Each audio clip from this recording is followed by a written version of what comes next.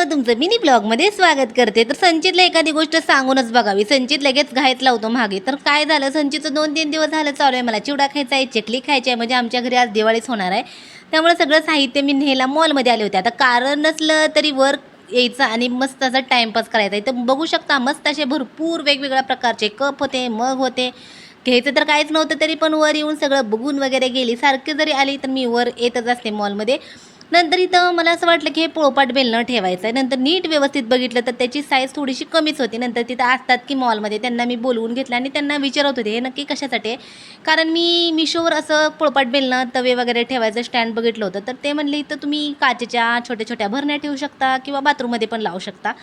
तर मग थोडीशी माहिती पण मिळाली आणि इथं खाली ग्लास ठेवायचं होतं. आता वरती सगळं भांड्याचं सेक्शन आहे, कपडे वगैरे आहेत, मेकअपचं आहे, पर्स आहेत. तर ते का त्याच्यातलं मी काहीच घेतलं नाही, फक्त बघून खाली जे घ्यायचं होतं ते घेऊन आले. चला तर मिनी ब्लॉग कसा